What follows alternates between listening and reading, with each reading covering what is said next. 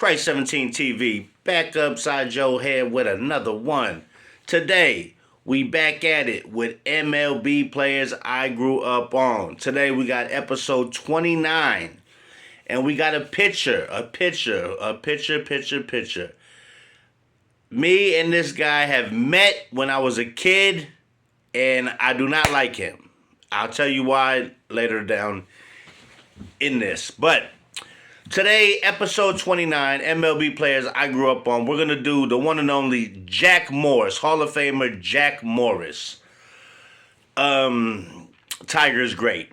5-time All-Star, first of all. Guy was amazing. I'm not going to lie, but Jack, I got a bone to pick with you, Jack. You fucked up, when I was a kid. 3-time World Series champ, World Series MVP in 1991, okay? 84, 91, and 92 is when he was World Series champs.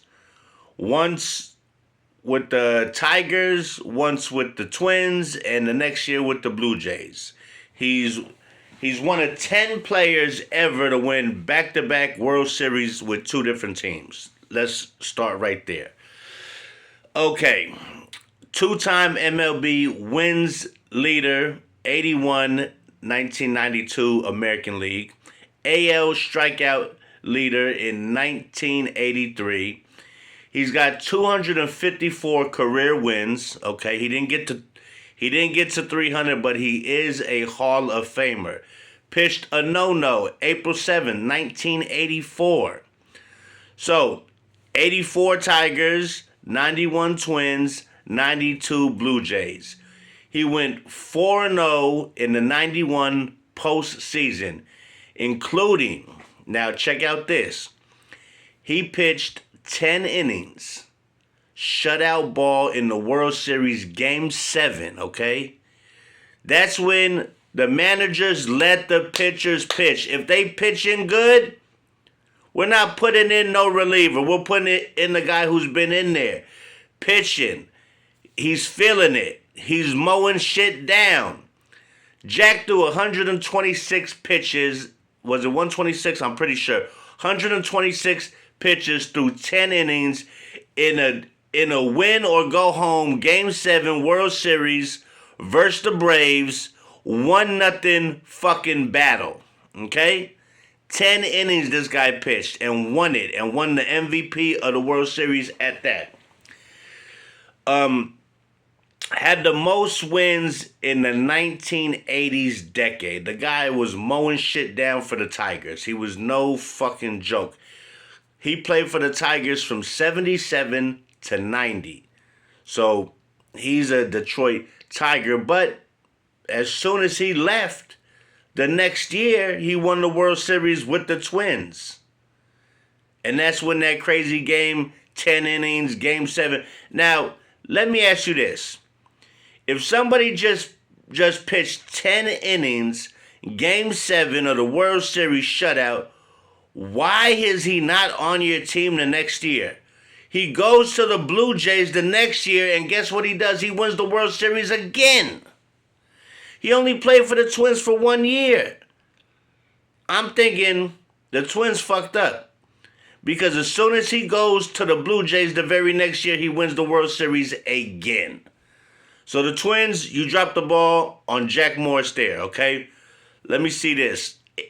He played for the Indians for 1 year in 1994. Tigers retired number 47. You can't wear 47 no more, okay? Jack had 2,478 Ks.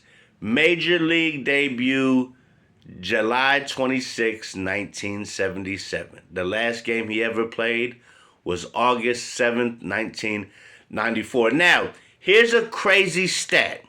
Out of all the Hall of Famers, and Jack made the Hall easily, okay? There was no question about was he a Hall of Famer or not. He made it with ease. I think it was like 84%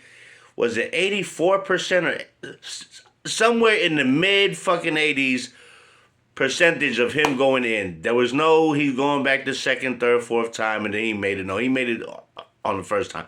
So, we're going to be doing this too. He has the highest earned run average of any Hall of Fame pitcher in history. His earned run average was almost at 4 runs a game. It was actually 3.90 a game. Now, I'm going to tell you a crazy stat here. Now, this is how this guy was amazing, and he pitched those long games, 10 innings, game 7. The guy was clutch. When he came in to pitch, he came in to pitch. And when it was the postseason, he was no joke. He wasn't like the regular season. In the postseason, he was shutting shit down. Jack was no joke. Now, peep out this crazy stat I'm going to say here. 527 games started, right? Now, out of those 527 games, he completed 175 games. That's over 30% of the time, damn near, okay? That's insane. So out of 527 games started, this guy completed 175 games. Now, let me tell you this. Since they've been bringing in all these bullpen specialists, we haven't had 175 games completed in the last 20 years. That says a lot, right? Combined in the whole majors. You might get 5, 6 a year, if you're lucky. Now, out of those complete games, do you know this guy pitched 28 shutouts? That means you start the game, you finish the game, nobody scores shit. Jack was not having it. But I will also say this. He gave up 389 home runs in those 527 games. Well, he's actually got a couple more games that he did not start, so he's probably got, I think, 500 and maybe 50-something games played combined, okay? He gave up, now this is a lot of fucking home runs to give up in one damn year. He gave up 40 home runs in 1986. Okay? That's a lot of home runs to give up. That's, I mean, if you get 40 starts in a year, that's like a home run per game, okay?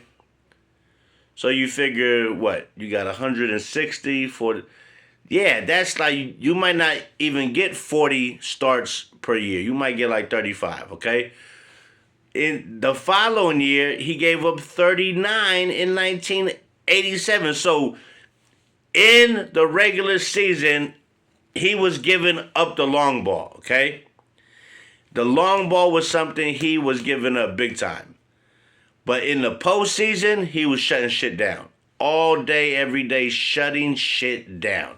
So, another thing I'm going to say. Now, this is my beef with Jack Morris, okay? I was at a Detroit Tigers Oakland A's game, and my friend Tony Montoya, auntie, she knew a guy from the team for the Tigers, Chet Lemon. Chet Lemon asked my friend's auntie out on a date, and she knew the folks from the A's really good. So she was able to get me and him down there in the tunnels when the game was done and the guys were taking the showers and they done getting dressed, coming out to get on the bus. We standing there. There's kids there with balls, gloves, pens. They all dressed up. Jose Canseco snuck out the back and jumped in a Ferrari and left. So I didn't get Jose's shit. But Jack Morris, I mean, I got all kind of guys. McGuire, fucking all kind of guys. So this guy, Jack Morris walked right by me, didn't give me no fucking autograph, and went to the next kid who got a hot blonde mom and gave him the fucking autograph. I was so fucking mad. I hated him because I liked Jack Morris and I wanted his fucking autograph. I had Ricky Henderson, Walt Weiss, I mean, Jose Canseco, Mark fucking McGuire, Ricky Henderson, Chet Lemon, Alan Trammell, I mean, Lou Whitaker. I had Kurt Gibb. I mean, I had them all. And this fucking guy walked right by me and didn't do shit. I was so fucking mad. I was so fucking mad he didn't give me the fucking autograph, and I hold it to him to this day. So with that being said, this is MLB Players I Grew Up On, episode 29, and this is Jack Morris. Jack Morris, I'm still mad at you from the day, I think it was 87, somewhere in that, you broke my fucking heart, guy. And I never liked you a fucking again. You chose a hot blonde over just a kid begging for a fucking autograph. Are you shitting me? With that being said, I'll catch you guys on the flip side. Christ 17 TV, and this is MLB Players I Grew Up On, episode 29, Jack Morris.